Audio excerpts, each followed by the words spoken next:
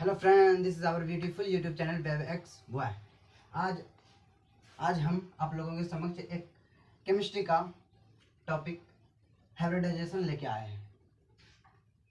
आज हम लोग इसमें जानेंगे हाइब्रिडाइजेशन को क्यों आना पड़ा, हाइब्रिडाइजेशन का जन्मदाता कौन है, मतलब डिस्कवरी किसने किया है, और हाइब्रिडाइजेशन का डिस्कवरी करने वाले का जन्म कब हुआ, और हाइब्रिडाइजेशन को कब लाया गया।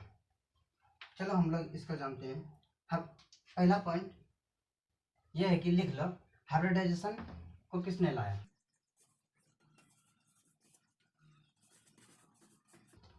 लिख लो लियूनस पॉलिंग। हाइब्रिडाइजेशन को लियूनस पॉलिंग ने लाया, वो भी कब, 1931 ईस्वी में। लाइनस पॉलिंग ने 1930 ईस्वी में इलेक्ट्रॉन को विवर्तन के बारे में पता कर लिया था। कैसे कैसे इलेक्ट्रॉन किधर जा रहा है, मतलब ये सब के बारे में लाइनस पॉलिंग ने 1930 ईस्वी में पता कर लिया था। और ये 1931 में हाइब्रिडाइजेशन को एक्सप्लेन किया था। हाइब्रिडाइजेशन को क्यों आना पड़ा ये आगे हम जानेंगे। पहले जान लेते हैं हाइब्रिडाइजेशन होता क्या है। देखो, हाइब्रिडाइजेशन का मतलब होता है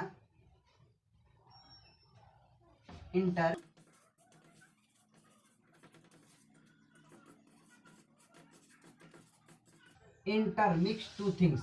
हाइब्रिडाइजेशन का मतलब होता है इंटरमिक्स टू थिंग्स, मतलब हाइब्रिडाइजेशन का मतलब ये हो रहा है कि दो चीजों को आपस में मिलना हाइब्रिडाइजेशन कहलाता है। समझ लिए, दो चीजों का आपस में मिलना हाइब्रिडाइजेशन कहलाता है। ये किसने कहा था? लाइनस पॉलिंग में। लाइनस पॉलिंग ये बोला था कि ऑर्बिट का हाइब्रिडाइजेशन होता है, ना कि ये कहा था। हाइब्रिडाइजेशन का मतलब ही होता है इंटरमिक्स टू थिंग्स, ठीक, यानी कि हाइब्रिडाइजेशन दो चीजों को आपस में मिलना हाइब्रिडाइजेशन कहलाता है। चलो आगे नोट करना है, कर लीजिए।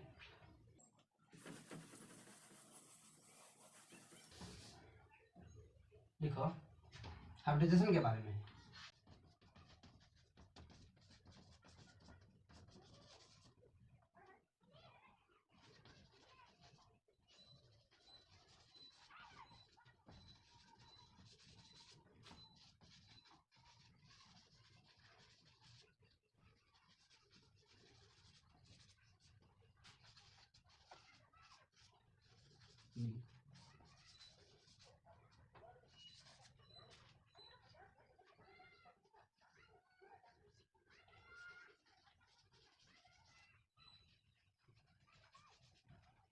तो आप लोग इसे नोट कीजिए। हाइब्रिडाइजेशन क्या है?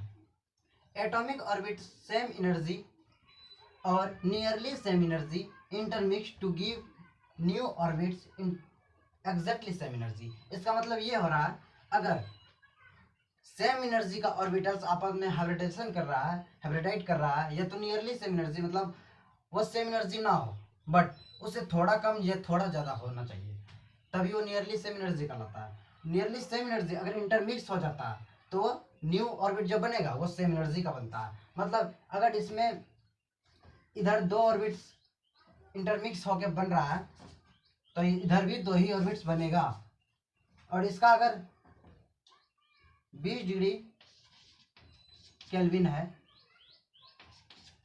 तो इसका भी 20 केल्विन होगा एनर्जी। इसका कहने का मतलब ये है। चलो नोट कर लो। चलो ठीक है।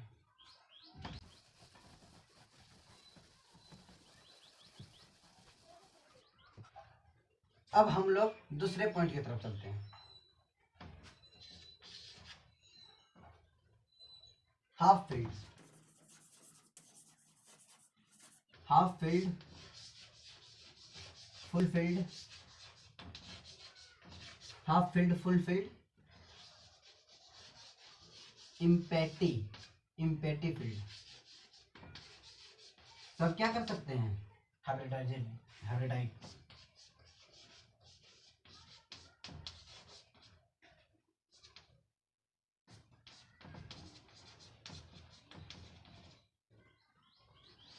हाफ फील्ड हो या फुल फील्ड हो या इम्पेटी फील्ड हो, सभी हाइब्रिडाइजेशन कर सकते हैं। अब बोलोगे half field, full field, empty field क्या होता है? चलो, हाफ फील्ड का मतलब होता है उसमें एक इलेक्ट्रॉन हो, उस ऑर्बिट में सिर्फ एक इलेक्ट्रॉन घूमे, वो भी हाइब्रिडाइजेशन कर सकता है।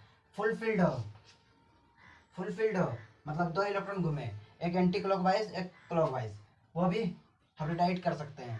और इम्पेटी का मतलब होता है वो ऑर्बिट खाली हो, कुछ ना हो, वो भी हाइब्रिडाइज कर सकते हैं। इसको हम ये कह सकते हैं कि हाइब्रिडाइज हम इसको कहेंगे empty field, full field and half field को हाइब्रिडाइज कर सकते हैं।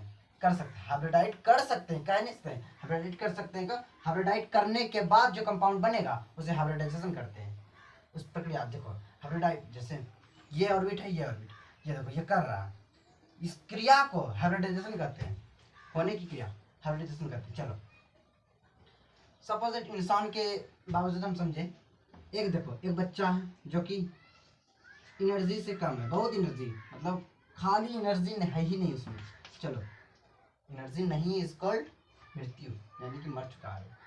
दूसरा, बूढ़ा इंसान जिसमें कम एनर्जी हो, एक बॉडी बिल्डर उसमें बहुत सारी एनर्जी हो, इज कॉल्ड मैन। मैन तो है, सब मैन है। आदमी, आदमी की गिनती में सबको ले सकते हैं ना। सोचो, बूढ़ा हो जिसमें एनर्जी कम हो, यंग मैन हो जिसमें ज़्यादा बॉडी हो, एनर्जी से बड़ा हो, उसे भी आदमी कहेंगे। यहाँ तक कि बच्चा जिसमें एनर्जी बिल्कुल ना हो, उसे भी आदमी कहेंगे। चलते हैं,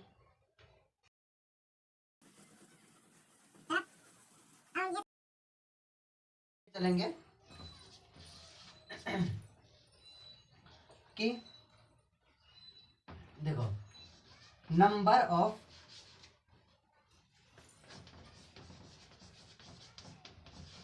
हाइब्रिडाइड, number of hybridised orbital is equal to number of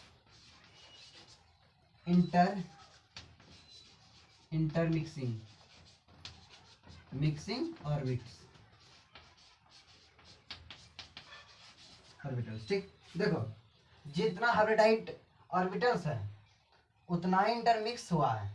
मतलब देखो, अगर हाइब्रिडाइड ऑर्बिट हमको 4 बन चुका है, यहाँ पे 1 2 3 4 बन चुका है, इसका मतलब ये हुआ है यहाँ एस और पी, यानी कि यहाँ भी 4 ऑर्बिट्स मिला हुआ है, तभी वहाँ 4 बना। यहाँ इसीलिए बोलता है number of hybridised orbits is equal to number of intermixing orbits, बराबर होता है। यानी कि संकरण कक्षक की संख्या उसमें मिलने वाली कक्षक की संख्या के बराबर होता है। चलो आगे चलते हैं। अब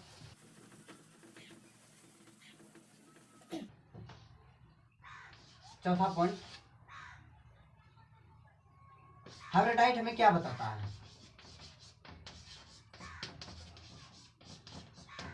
हाइब्रिडाइजेशन को क्यों आना पड़ा? चले, हाइब्रिडाइड हमें जियोमेट्री बताता है।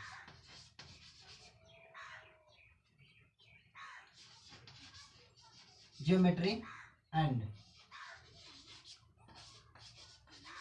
शेप दोनों को बताता है। यह बताता है हाइब्रिडाइजेशन उस मॉलिक्यूल्स यानी कि उस कंपाउंड का शेप कैसा है, ऑफ शेप, यस, कंपाउंड मतलब हाइब्रिडाइजेशन हमें यह बताता है उस कंपाउंड का शेप किस तरह का होगा, यानी आकार किस तरह का होगा, उसका जियोमेट्री कैसा होगा, ज्यामिति कैसा होगा। चलो इसे भी नोट करना। हाइब्रिडाइजेशन अंत तक पढ़े। अब आगे ये पढ़ते हैं हाइब्रिडाइजेशन में कि हाइब्रिडाइजेशन अब किस तरह हाइब्रिडाइड करता है, जो हाइब्रिडाइड करता है। चलो, ऑर्बिट्स किस प्रकार के हाइब्रिडाइड करके हाइब्रिडाइजेशन बनाता है, चलो देखते हैं। पहला, एस ऑर्बिट्स लेते हैं, पी ऑर्बिट्स लेते हैं, बना देगा।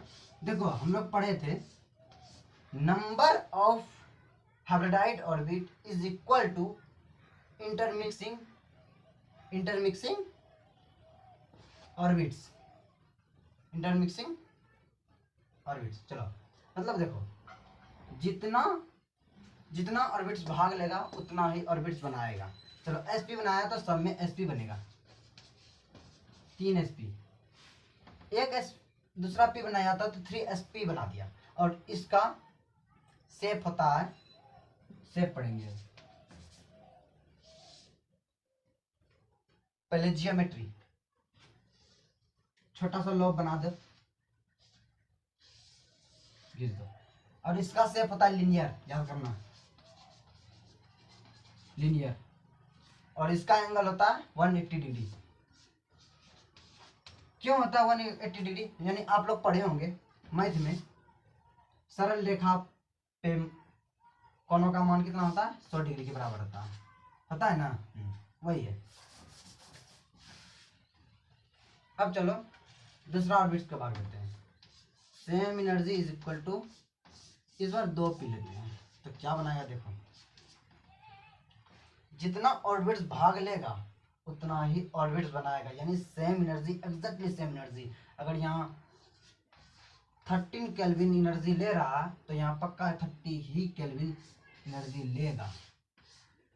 देखो यहाँ गलत है, ये सॉरी मिस्टेक हो गया था,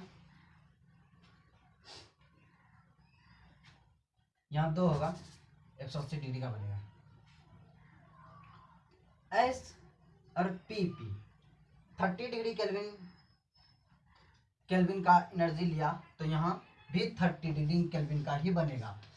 सेम लेगा तो सेम बनेगा, यानी कि एस पी 3 लिया तो ये sp2 बनाएगा, sp2 बनाएगा, और ये भी sp2 बनाएगा।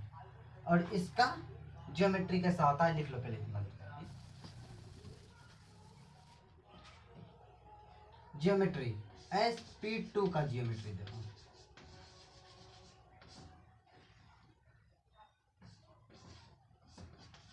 ज्योमेट्री देखो कैसा होता है। ऐसे आया, ऐसे गया, ऐसे गया, छोटा सा लोब बन के ऊपर गया, छोटा सा लोब बन के पूरे गया, छोटा सा लोब बन के नीचे गया। इसका मतलब देखो तुम क्या बन रहा है, देखो सब अगर इसको पकड़ के घींच के टांग दे, घुमा दे तो यानी कि ये प्लेन में घूम रहा है, यानी कि ट्राइगोनल। इसका शेप कैसा हो जाएगा,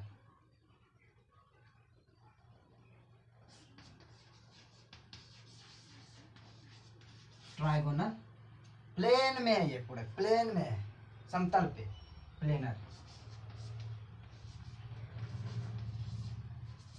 प्लेनर। ये शेप है, ये शेप है, ठीक। देखो ट्राइगोनल है ना, देखो। चलो अब आगे चलते हैं, sp2 का शेप ये है। एक S compound, sorry orbits, 3 p orbits, इस बार जो बनाएगा 4 बना देगा, बिकॉज 3 यहाँ पे भाग ले रहा है, एक यहाँ पे, जितना ऑर्बिट्स भाग ले रहा है उतना ही बनाएगा ऑर्बिट्स। 4 है तो 4, 1 2 3 4, ठीक। और सब का नाम हो जाएगा sp3, sp3 sp3 sp3, सब का sp3। अब इसका जियोमेट्री देखो, sp3 का शायद भूल गए थे, sp2 का एंगल होता है 120 डिग्री, लिख लेना, आगे बता देंगे कैसे।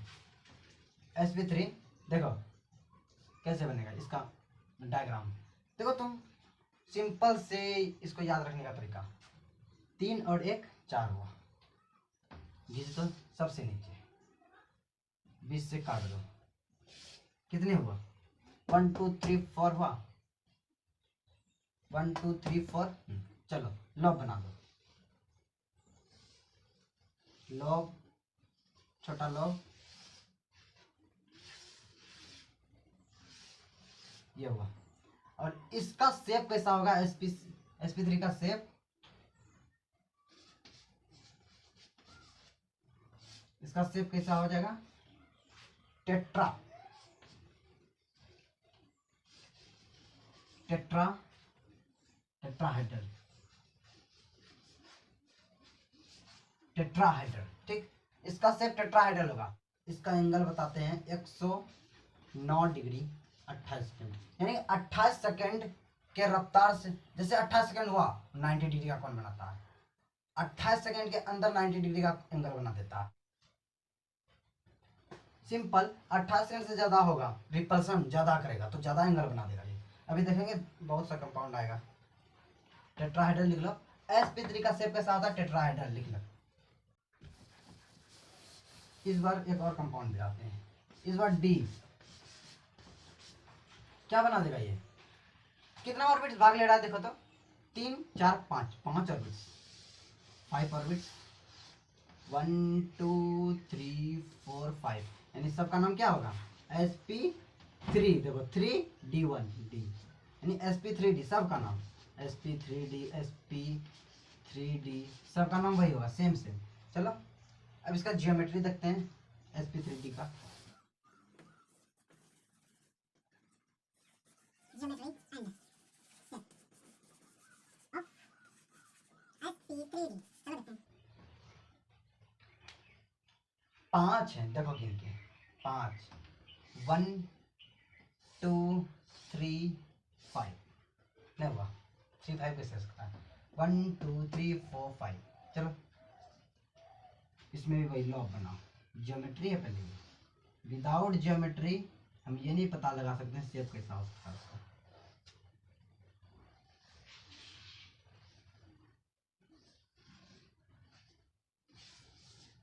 देखो ज्योमेट्री, इसका शेप कैसा हो सकता है,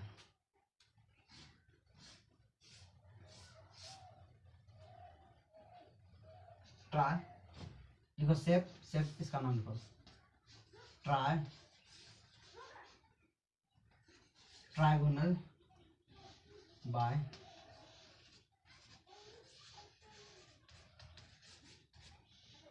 पिरामिडल। sp3 का शेप है ट्राइगोनल बाय पिरामिडल, लिख लो। और इसका एंगल देखो, देख रहे हो, ये और ये सीधा, इसका एंगल हो सकता है, हो जाएगा 180 डिग्री, और इसका एंगल हो जाएगा 90 डिग्री, और ये दोनों एंगल के बीच हो जाएगा 120 डिग्री, ये दोनों के बीच 109 डिग्री। ठीक, समझ गया ना, नहीं समझे तो इतना सा लिख लो, समझाते हैं इसको।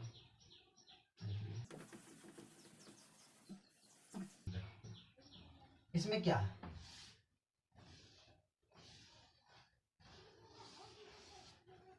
ऐसा है, ये दोनों एंगल का बीच का कोण 180 डिग्री बना देगा, जैसे हम बोल रहे थे 180 डिग्री। अब क्या है, इधर क्या है, ये दोनों बीच 90 डिग्री, जैसे देखो ऐसे है 90 डिग्री, ये भी 90 डिग्री बनाएगा।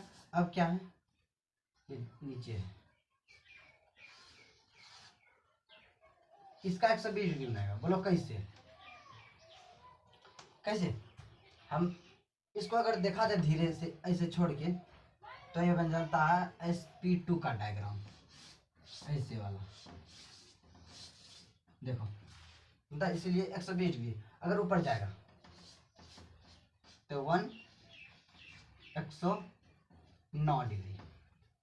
चलो समझ गए होंगे, उम्मीद करता हूँ। चलो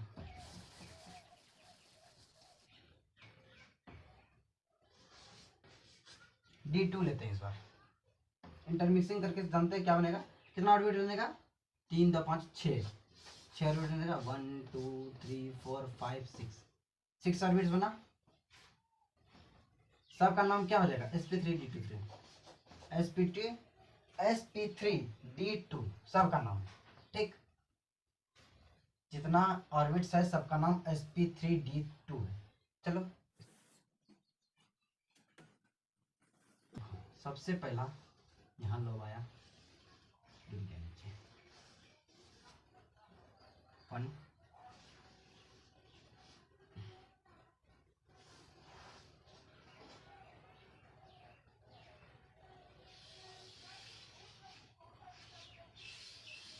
देखो ये है, इसका नाम है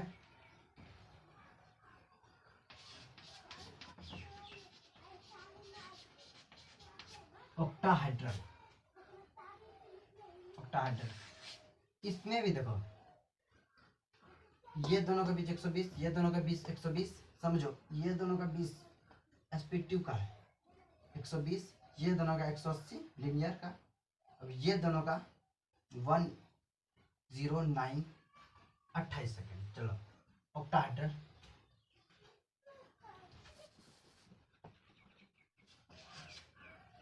अगर 3 दे देते क्या नाम हो जाएगा, sp3d3 होगा। कितनी है 7, 1 2 3 4 5। देखो क्या नाम है इसका, पेंटागोनल। देखो पिरामिड के जैसा है ना, पेंटागोनल बाय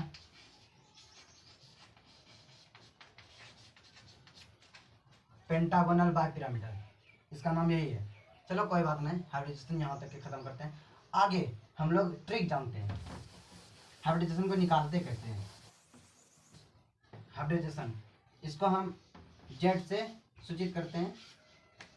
ये डिपेंड करता है number of lone pair plus number of क्या सिग्मा बॉन्ड। पता कर लेंगे हाइब्रिडाइजेशन किस चीज का, हाइब्रिडाइजेशन कितना कैसे है। ये पाई बॉन्ड पे कोई निरूपित नहीं रखता, ये सिर्फ सिग्मा बॉन्ड पे पता करता है। चलते हैं एक एग्जांपल की तरह। H2O का पता है, जल का फार्मूला है, इसका हाइब्रिडाइजेशन कितना होगा। चलते हैं पहले स्ट्रक्चर बनाते हैं।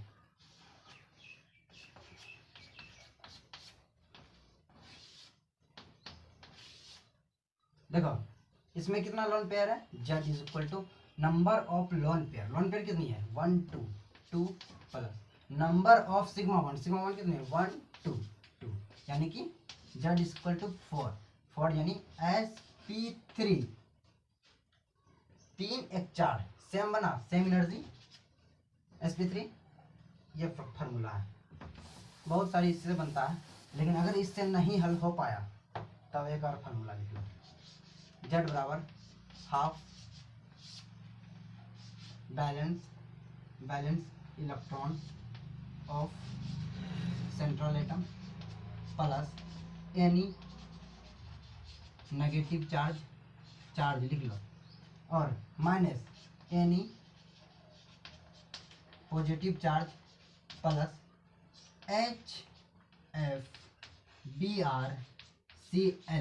HFBrCl इतना सा रहे तभी कंपाउंड में लगाना। चलो लिख लिए।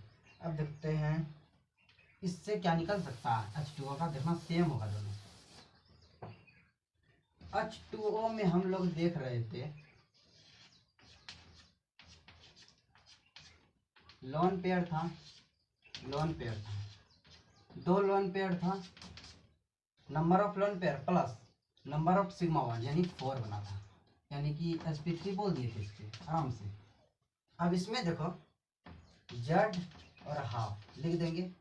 Balance electron of central atom किस है, oxygen is the central atom, इसके बैलेंस कोर में कितने इलेक्ट्रॉन 6 लिख दो, प्लस एनी नेगेटिव चार्ज, एक को नेगेटिव चार्ज नहीं, देखो कोई चार्ज है नहीं, छोड़ दो, ये 0 लिख दो, माइनस एनी पॉजिटिव चार्ज भी नहीं है, मतलब 0 कुछ नहीं लिख दो। उसके बाद प्लस H लिखो है तो, F लिखो है तो, BrCl कुछ नहीं है, सिर्फ H है। H कितना बार 2 बार लिख दो, यानी कि Z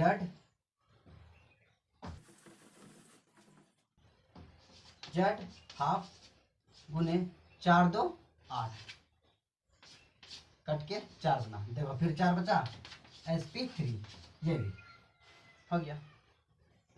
इसका शेप कैसा हो सकता है sp3 का, बताए थे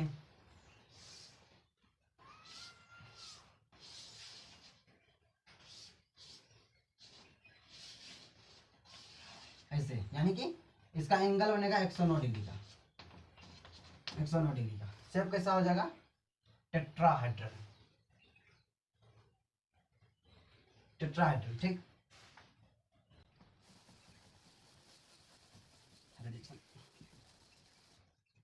चलो O2 का देखते हैं। O2 का हाइब्रिडाइजेशन क्या होता है।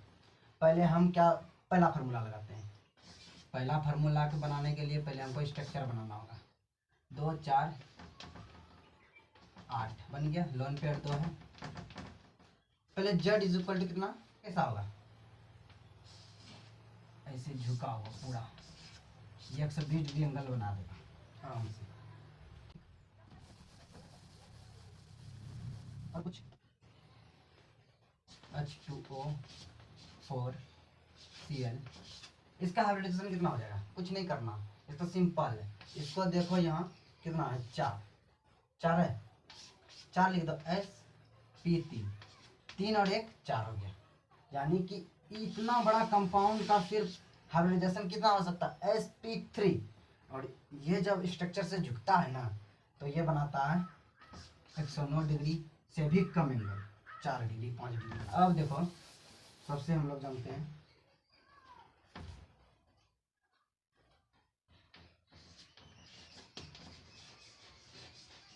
स्टेबल होने के लिए, ये कंपाउंड स्टेबल होने के लिए रिपल्सन करता है, रिपल्सन करता है। लोन पेयर में ज्यादा रिपल्सन होता है, लोन पेयर बॉन्ड पेयर में रिपल्सन कम होता है, और उससे भी कम बॉन्ड पेयर में। एग्जांपल में देखते हैं, लिखो पहले, लोन पेयर में सबसे ज्यादा रिपल्सन, फिर लोन पेयर बॉन्ड पेयर में repulsion, lone pair bond pair में रिपल्सन, उसके बाद होता है बॉन्ड पेयर में रिपल्सन, समझे। अगर लोन पेयर यहाँ पे है तो ये दोनों एक दूसरे को धकेलता है, बहुत जोर से धकेलता है, जाकि ये स्ट्रक्चर में आ जाए। अगर यहाँ बॉन्ड है, कोई बॉन्ड है, तो इसे थोड़ा धकेलता है, ज्यादा नहीं। और रिपल्सन इसीलिए करता है ताकि वो अपना शेप में आ सके, समझे। हाइब्रिडाइजेशन से हमें यही पता चलता है शेप कैसा है ऑर्बिट्स का। और आगे चलते हैं शॉर्टकट ट्रिक्स के, और पहले लिखते हैं 2 3 4 5 6, ये है, इसका नाम हो जाएगा sp, बिकॉज 1 2 2 हो गया, 3 है यानी sp2, 2 और 1 3, 4 है sp3, 3 1 4, 5 है तो sp3d, 5 हो गया, 6 का sp3d क्या हो गया, 3 2 5 1 6। अब चलो एंगल की बात करते हैं। एंगल कैसे चलता है, sp का एंगल 180 डिग्री, sp2 2 से याद रख लेंगे 120, 3 से याद रख लेंगे 109, वो भी 28 सेकंड में 109 डिग्री का एंगल बनाता है, याद रखना। इसका तो बात ही अलग है, कहीं 90 बना देता है, 180 बना देता है, 109 बना देता है, इससे तो भी खतरनाक ये है, इसका खुद से बनाना। आज हाइब्रिडाइजेशन को क्लियर कर चुके हैं। कल valence bond, electron, repulsion theory पढ़ेंगे आगे। ये भी गलत है, मॉलिक्यूल के फॉर्म में ये भी गलत है, इसीलिए ये थ्योरी आया। अब ये थ्योरी क्यों आया आगे बताएंगे।